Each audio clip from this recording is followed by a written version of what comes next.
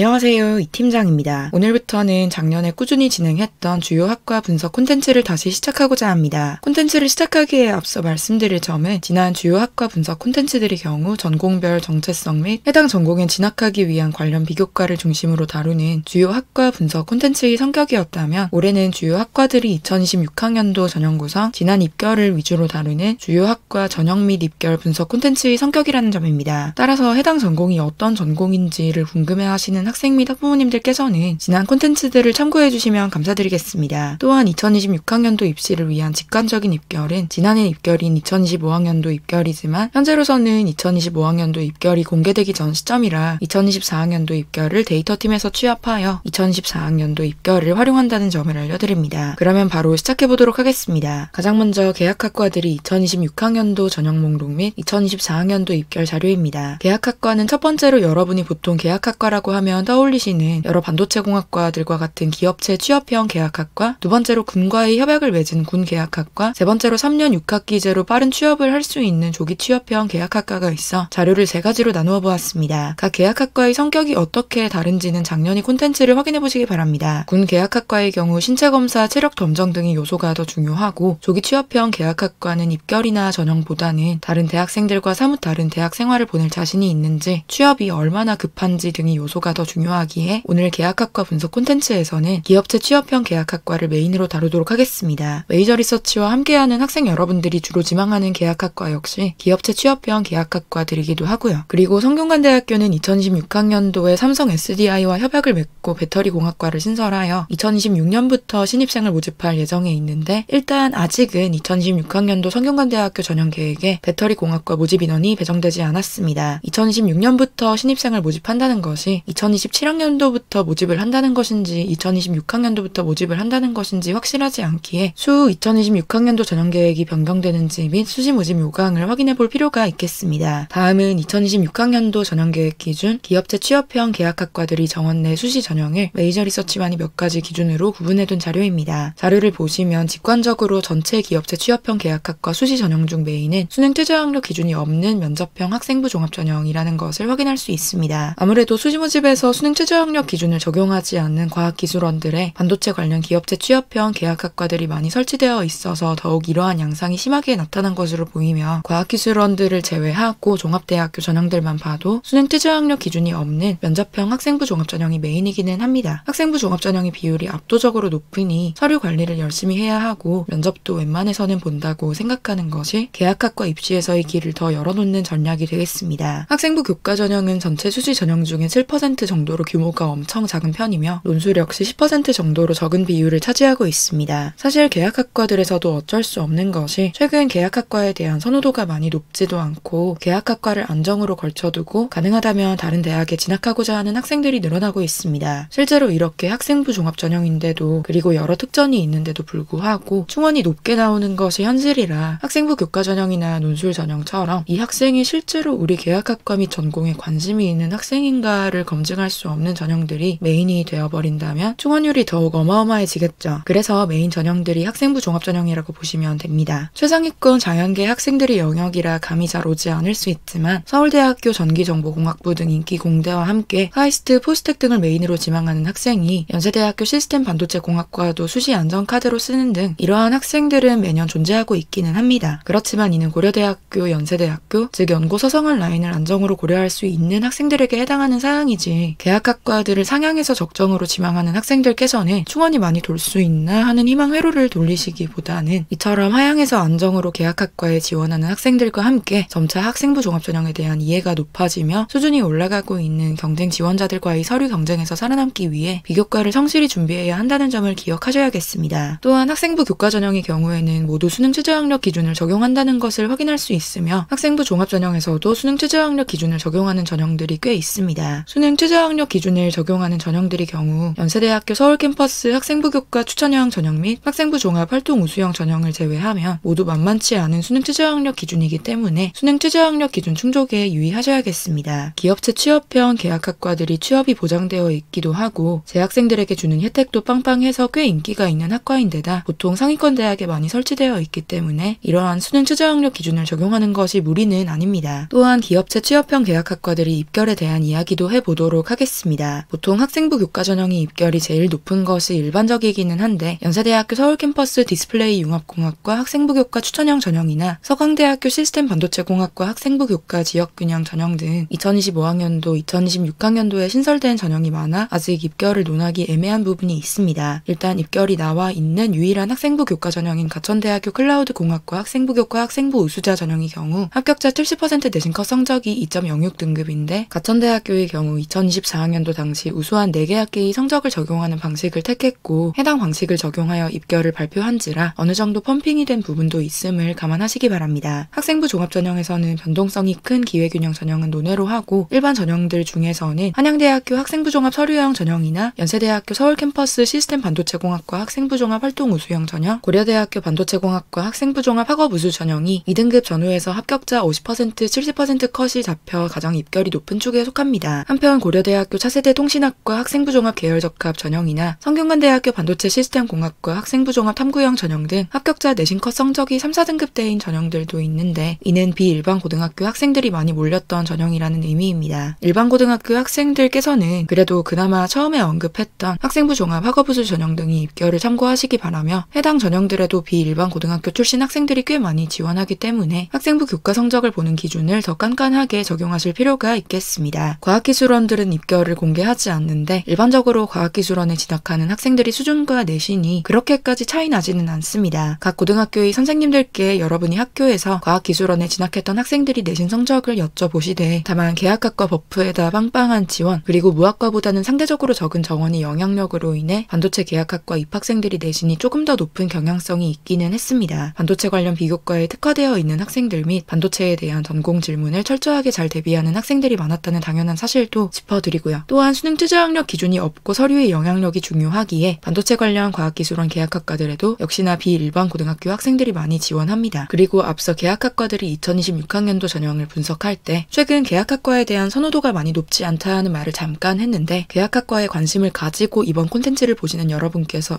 하실 수 있기에 이에 대한 말씀을 잠깐 드리고자 합니다. 기업체 취업형 계약학과들은 가천대학교 클라우드 공학과 및 숭실대학교 정보보호학과, 경북대학교 전자공학부 모바일공학 전공 정도를 제외하면 모두 연고 서성한 라인 및 과학기술원들에 설치되어 있습니다. 그런데 사실 이 연고 서성한 특히 고연대 정도에서는 공대 진학 후 계약학과와 협약을 맺은 대기업에 충분히 들어갈 수 있는 경우가 많습니다. 꼭 연세대학교 시스템 반도체 공학과가 아니라 전기전자공학부에 진학하고 졸업을 해도 삼성전자에 입사할 수 있는 식으로 말입니다. 이뿐 아니라 최근에는 기업체 취업형 계약학과의 메인이 되는 반도체가 불황이기도 하고 진로 선택의 폭 문제 등으로 인해 계약학과 지원 및 실제 진학을 고민하는 학생들도 많이 늘어났습니다. 이전에는 계약학과 그 자체를 선망하는 학생들이 꽤 있었으나 계약학과가 점차 익숙해지며 계약학과도 슬슬 취향의 영역으로 들어오고 있는 듯 보입니다. 그렇지만 여전히 공과대학 어떤 분야에 특별히 흥미가 있는 것은 아니고 적당히 이공계열 적성을 살려서 취업하고 싶다 정도의 생각을 가진 학생들에게는 계약학과의 취업 보장과 지원 혜택 등으로 인해 꾸준하게 선호되는 전공이라는 점을 말씀해드리며 오늘 콘텐츠를 마무리하고자 합니다. 그러면 계약학과를 지망하시는 학생 및 학부모님들께 오늘의 콘텐츠가 많은 도움이 되시기를 바랍니다. 감사합니다.